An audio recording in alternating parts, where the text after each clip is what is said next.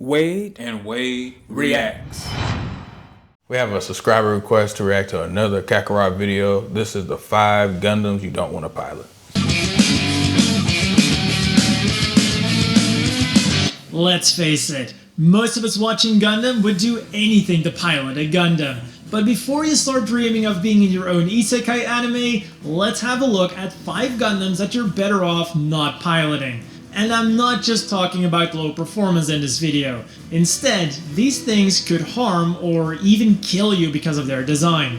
To keep things from getting too repetitive, every entry is dangerous for a different reason. I've also tried ranking them from least dangerous to most dangerous. Also, for the purpose of this video, we're going with the assumption that you are the average pilot. And let's start off with the Gundam that you weren't expecting, the NT-1 Alex. But believe me, there is a good reason. During the One-Year War, the Federation knew very little about new types and their powers. So when it came to designing a new type use machine, they created a super reactive, high-performance Gundam that was tuned to the reaction speed of a new type. While this was great for a new type and or ace pilot, the controls were way too sensitive for a regular pilot. This meant that for the average pilot and even its test pilot, the Alex felt like it was out of control, which is not necessarily something you want to experience when your life is on the line. 前周スクリーンとマグネットコーティングの感想は早すぎて怖いくらいよ。こんな敏感な機体実戦で使えるの？パイロットの腕次第ってことだな。私じゃアレックスは使いこなせないって意味？とんがんなよ。こいつはニュータイプ専用機だ。あんたの腕は認めるが、ちょっとばかり荷が勝ちすぎる。これを扱えるのは一種の化け物さ。Piloting the Alex wouldn't necessarily kill you, but you would probably be better off piloting something more standard like the vanilla RX-78-2. Because of this, it is just the first machine on this list. Believe me, things are gonna get way worse. While the Alex was dangerous because of its high-performance design, the Forbidden Blue was dangerous because of its flawed design. It was designed as an underwater variant of the Alliance's Forbidden Gundam, but in the worst way possible. Rather than overhauling the entire machine, the weapons and thrusters were simply replaced with underwater variants, and a tail was added that served as an antenna, sonar, and anchor. In order to survive the water pressure, the machine relied solely on the Geschmeidig Panzer beam reflection technology that was mounted on its 2 shields. The big problem was, of course, that these relied on the same battery used for the transface armor, meaning that when the battery ran dry or, God forbid, failed, the Forbidden Blue would be crushed by water pressure if it was too deep. This earned it the very flattering nickname Forbidden Coffin. 4 of these coffins were produced, and it is unknown how many of them met this fate. Fortunately, these issues were fixed with its successors, the mass-produced Deep Forbidden and the visually identical Forbidden Vortex. Also, thankful for the previous pilot's sacrifice to find out that it didn't work. But it's based on the Forbidden Gundam, so I would be surprised if it wasn't running the same or its own slightly different version of the Gundam mobile operating system. You know, if it quacks like a duck and walks like a duck. Then we have a Gundam that I definitely wanted to pilot as a kid, the Wing Zero. It had everything.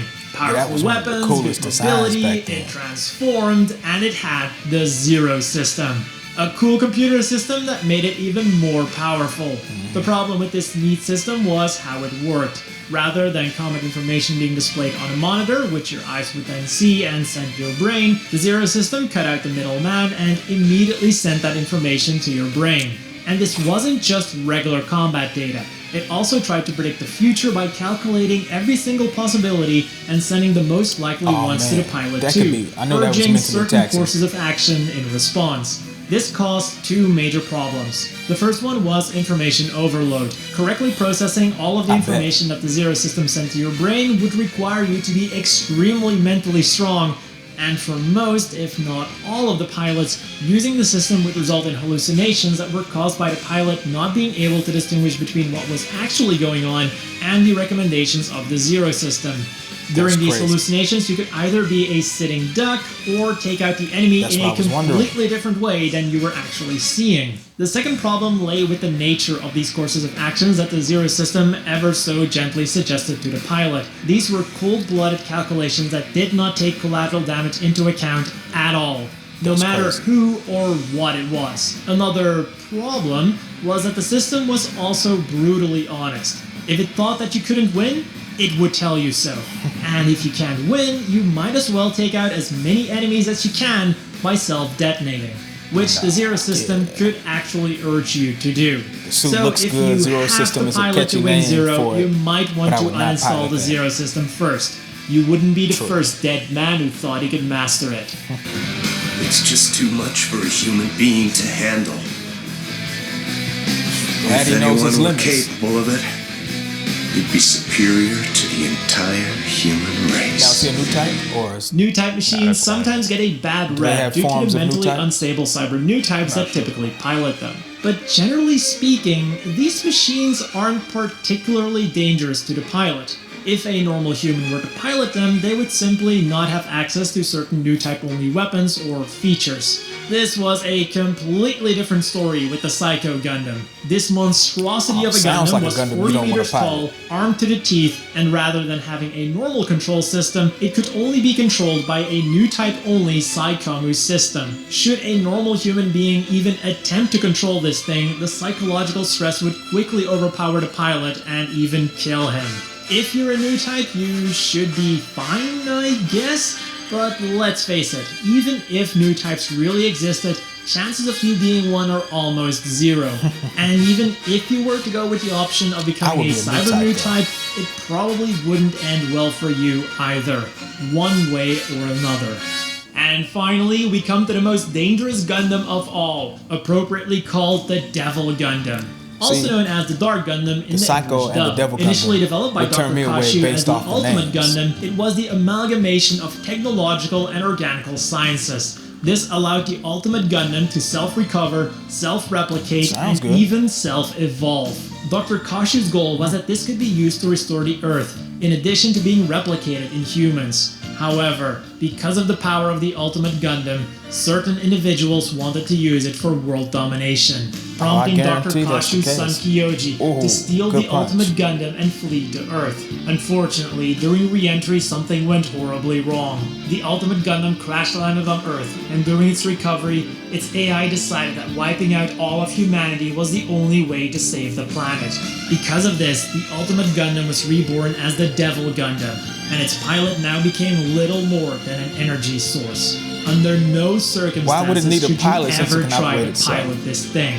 That is, of course, if it even gives you a choice. These hands of ours are burning red!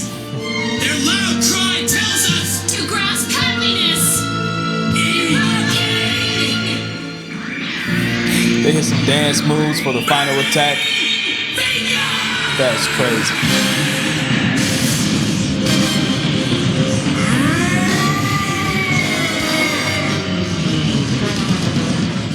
And let's wrap up this video with two honorable mentions. First of all, we have the IWSP Striker Pack. It's not really a Gundam by itself, but it is usually used by Gundams, That's a good looking specifically suit, the though. Strike and Strike E. Now, you might be wondering why you wouldn't want to pilot this amazing piece of tech. I am. It's the culmination of the AL, Launcher, and Sword Striker packs, allowing the Strike IWSP to kick ass at any time, anywhere, anyhow. The problem, however, was that the combination of a plethora of weapons and powerful thrusters that even allowed for atmospheric flight were not only a huge drain on the battery, but also incredibly difficult to use. For this reason, the pack saw only limited use and was instead mass-produced as the Jet Striker and Doppelhorn Striker packs. The second so honorable mention downgraded- goes to the Gundam downgraded that into a kinda inspired grunt this suit. list, the Barbatos. The more I thought about it, the definitely wouldn't less operate that one. quote-unquote dangerous the Alaya Vignana system seemed. Provided that Beautiful you survived armor, the though. initial operation, the system allowed a rookie Fantastic pilot mobile to suit. easily control a compatible machine, and it gave, how to best put this, options to better pilots. During normal operation, design safety is limiters crazy. made sure that the pilot didn't overexert himself, but should he choose to do so, he could disengage them on the Yeah, fly. which he did often. Yes, once outside of the mobile suit, he would lose some bodily function, but these would return once back in the cockpit. And unlike something like the Zero system, the pilot seemed to stay in full control. So, to put it quite blunt, it's better to lose control of an arm than to lose your life. And that is all for this video about 5.5 Gundams wouldn't that you want wouldn't either want to one. pilot, and one that you would want to pilot. I would not pilot the Gundam Zero.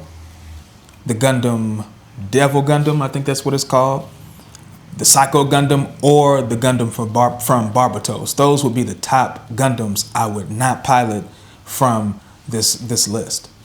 Yeah, I won't pilot any of these either. But I do like the first Gundam they had on this list, the one from War in the Pocket. I like that Gundam suit, and I also like the Psycho Gundam. But if I in universe, I'll probably just give me a GM custom or something like that. For real, I think that would be the safest move. Out of all of these, I agree with you. The one I would pilot would be the one from War in the Pocket. That would be the easiest one for a non-new type pilot to pilot, even though it was made for new types. Yeah. Other than that, though, the rest of them, no sir. That does it for our reaction to this subscriber request. Let us know which Gundams you wouldn't pilot on this list, and if there are other Gundams that were not mentioned that you would not pilot, put those in the comment section as well, and then give us some suits that you would have no problem piloting. Don't forget to like, share, subscribe, and hit the notification bell so that you'll never miss a video from Wade and Wade Reacts. And we're out of here. Peace.